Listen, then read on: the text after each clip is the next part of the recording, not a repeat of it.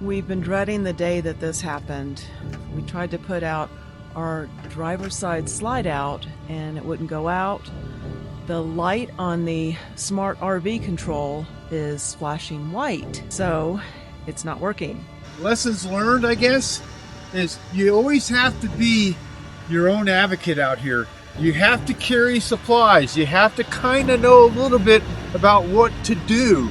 Worst case scenario, and the slide out was out, we couldn't get it back in. We'd have to do it manually, and that would absolutely suck.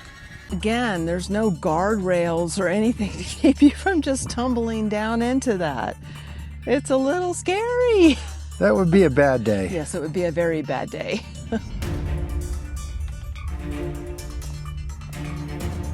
This is really cool. Oh man! You're so full of it. And now the walk back uphill begins.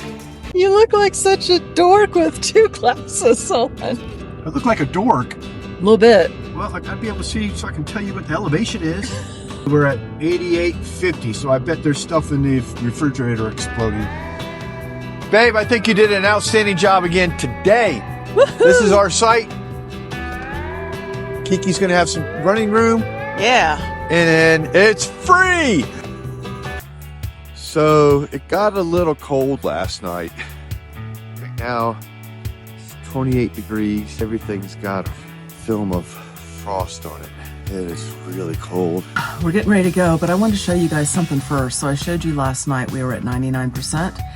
Last night we ran an electric blanket instead of propane to try it out. Kept us warm just fine. It was really cold this morning putting my clothes on.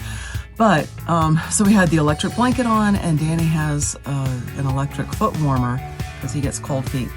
Anyway, so our power now, you can see, is down to 78%. So it used quite a bit, but we'll get it charged up today as we drive. And we won't have to get the propane tank filled as often, which will be nice if we continue doing it this way. We're doing good. It's 7:39. It says we're going to get there at 9:05.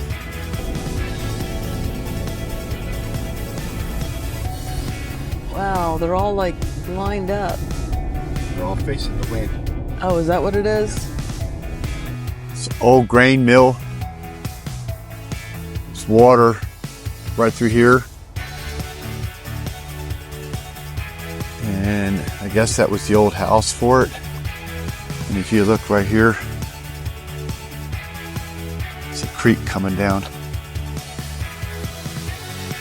So we're traveling on State Road 62 going to Bryce Canyon, and there's not another car in sight. We haven't passed anybody in a long time. So taking the back roads was kind of cool. We went through a bunch of ranches and some really cool outside stuff to look at. So get off the interstate and see what's out there. Look straight ahead, straight. Wow, a whole herd of them. There's mule deer. They're pretty. See the antlers on the other one? I just Googled it, and it looks like those were actually pronghorn. Would you like a nap? Yes, please. Yes, please. Thank you, sir. You're welcome. Visitor center's right up ahead? Yeah. All right, thanks. Have a good day. Zion, because it's 13.4. We can lower. Oh, nice. Good for you. Nice. We can lower 4 inches. There you go. So- You make it. Maybe, I don't know. It's well worth it if you like those hairpin turns. It's amazing. We might unhook and just take the Jeep there through There there. you go. Yeah. Where are you guys out of? Maine. Oh, Oh, Florida. you're a long ways away. Yeah, it's supposed to snow tomorrow, I heard. Yeah. Oh, we're moving up. Nice ring. Thanks, guys. Bye. Safe travels. Somehow we had a technical mishap before we got to the visitor center, and my camera was in slow motion mode, so I lost all the audio for this part. At least I was able to speed up the video to look somewhat normal. But we went to the visitor center, we looked through, we picked out a sticker, and we also saw a display of pronghorn and also prairie dogs. That was interesting. This time we each picked out a shirt And we paid for it along with our sticker for Bryce Canyon. Kiki's very excited we're back to the truck. We've been dreading the day that this happened. We tried to put out our driver's side slide out and it wouldn't go out. The light on this control right here is white. The others went out fine and they usually are green when they're working. So we're gonna have to check it out and see what's up. Danny thinks it's a fuse and unfortunately it's in this hole right here. You gotta take that cover off to be able to get to the fuse. So in order to get to these, we had to put the jacks down and raise the camper up a little bit so I could get my hand in here to get access. We figured it out. The driver's slide out, the fuse broke. And this is how you can kind of tell. You can kind of see a little indentation right there. And I verified this by taking the fuse out on the passenger side and putting it in on the driver's side, and the slide out started to work. I have a resettable 20 amp fuse here. So this is a 20 amp, this is a 20 amp. It's a little bit longer, as you can see, but all I have to do is cut these pieces off here, slide it in, and it should work. So always have an extra fuse, so if this does happen, you're covered. Now we're just gonna lower it, take it right back down. Everything should be perfect, hopefully. Lessons learned, I guess, is you always have to be your own advocate out here. You have to carry supplies. You have to kind of know a little bit about what to do. So get those extra fuses for everything that you have for your RV. Buy that extra fuse. So if this happens, you're not stranded. Worst case scenario, we didn't have this fuse and the slide out was out. We couldn't get it back in. We'd have to do it manually, and that would absolutely suck. This is the view on the way to Sunrise Point. Very cool, especially with the snow on the mountains. Here's where we start the Queen's Garden Trail. We're not going to do the loop. We're going to do an in and out because the trail is closed ahead due to rockfall and mudslides. Scary.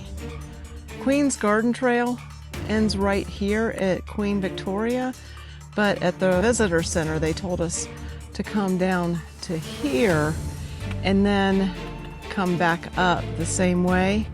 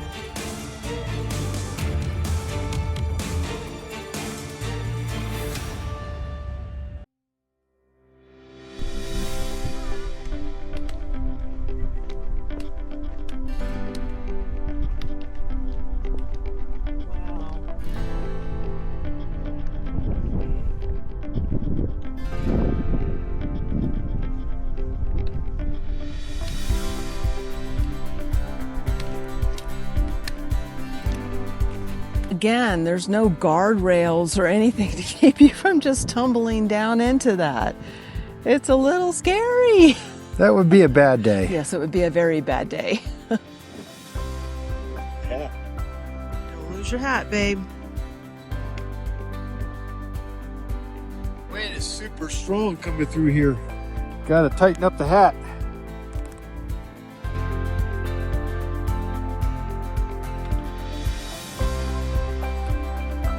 This is really cool. So that's what we just came through. And that's That's where we're going.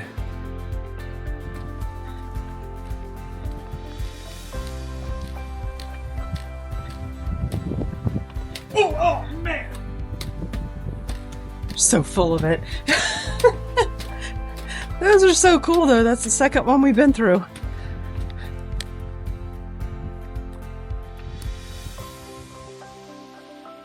It looks like an arrowhead down there. One thing I like to point out about this trail, so far it's been really cool, but it's been all downhill in elevation. And when we come back, it's going to be all uphill, so it's going to be pretty strenuous. You will still see the snow on the mountains. And one thing I'd like to point out is wherever we're in the sun, the snow has melted, but it's really mushy. And where the sun doesn't hit, you'll still have ice and snow, so you have to be careful.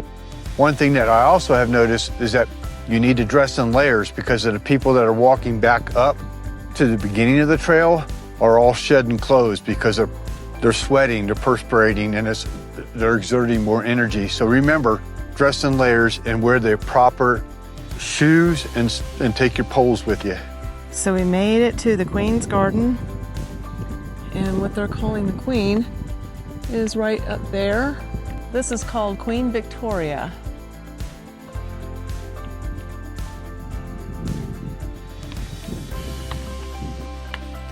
So this is the hoodoos from the bottom.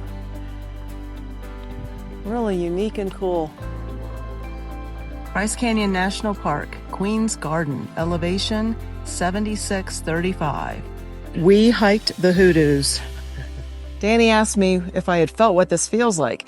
It feels really rough, but if you look at it, it almost looks like candle wax that has dripped down. It's very, I don't know, like little pieces all joined together. Yeah, it's very textured. Yeah, almost like a bad texturing drywall job. I thought your analogy of like a melting candle wax, you know, one of those big candles. Yeah. And now the walk back uphill begins.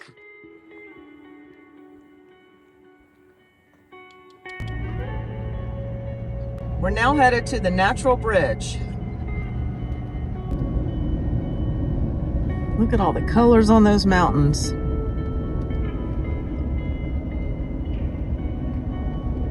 Have you guys ever bought anything that just was so versatile that it had so many uses that you were excited to tell people about it? Well, today's the day. We're going to be talking about the Titan SC60B circulation fan. So this little unit here is the Titan circulation fan.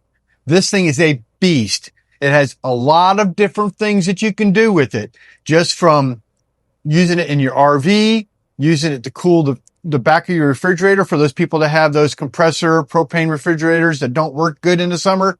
You can stick this back there on the vent and this will help cool it off. You can put this just about anywhere, and I'm going to show you why. On the back of this thing, it has two magnets, so you can put it on anything that's metallic that it will stick to, and it also comes with plates that you can adhesive to a location of your choice. We thought outside the box with this, and we're going to show you what we did. But wait, there's more. This thing's IP55 waterproof, so it works well in outdoor environments. So the Titan circulation fan comes with a 12-volt adapter and your home adapter for 120 volt. It has a control face on the front. But wait, there's more. And it's also a remote control. So if you're laying in bed and you have this suspended from your ceiling in your RV and you want that blasting on you, on and off, baby. 6 speeds. It does time and speed. This thing's awesome. You can see the fan blades go from here to here. This thing puts out a lot of power from here to here, all the way out. So now I'm going to show you how we thought about it and what we did. So this is our back build in our back of our truck. And when I was telling you about magnets, and these are the plates it comes with, and watch. I mean, it's pretty powerful magnets. This is obviously a dog bed. Check this out. So that's Kiki's fan. And I'll put these ribbons on here so you can see how powerful it is. This is running off of our EcoFlow, and you could also run it off the truck, but we also have our freezer back here that's running off the EcoFlow, so I have everything plugged into that.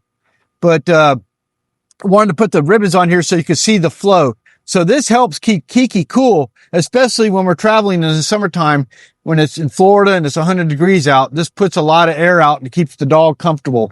So this is how we're going to use it. It worked out really well with our build. And so just think outside the box. It has many, many versatile uses. Don't forget, the remote control comes in very handy. We're going to put a link in the description for where you can find this. I really recommend it. It's a good deal. Now we're going to go back to our adventure.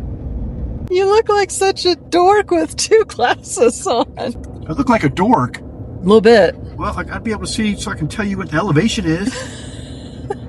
Okay, we're at 88.50, so I bet there's stuff in the refrigerator exploding. If you guys don't realize this, when you go up in elevation, and you know you're gonna go up in elevation, leave some of the tops off your stuff so the stuff will equalize, so when you don't have a big mess. Well, I don't really, just Donna. I mean, I do the outside stuff. Donna does the inside stuff, so. And it happened yesterday with the sour cream. Yeah, my beer actually exploded too, so we're gonna have to figure out a way to do that.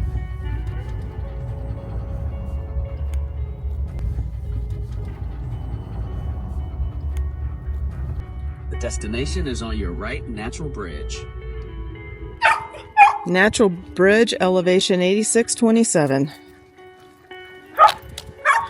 And since this is paved, we can actually take Kiki out of the car with us.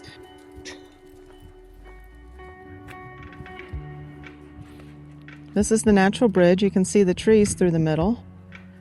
There's the top of it. And then over to the right, you can still see where there's snow on the mountain. And this was just a short walk from where we parked, right over there. But tomorrow, this will all be covered in snow. Yep, we won't be here anymore. Oh, look at those trees. The bark is white. Poplar. Pretty. When you forget to take something out of the freezer for dinner the next night, you have to make alternative arrangements. And when it's really cold, those arrangements are throwing it on your dash. We've had this up here for a couple of hours. It's still pretty hard. It'll be ready by the time it's time to eat, though. We got that meat at the steakhouse, right? Cattleman Steakhouse. Oh man, Yeah. that was the best steak. Oh yeah, I'm Really looking good. forward to it. We're not doing steak. Are we tonight. going again? Oh, I don't know. We might be able to do I that. don't think we're going through Texas on the way back, babe. Okay. Especially El Paso. But that was the best steak I've ever had in my life. Yeah, it was. Babe, I think you did an outstanding job again today. Woohoo! This is our site. Not bad, not bad.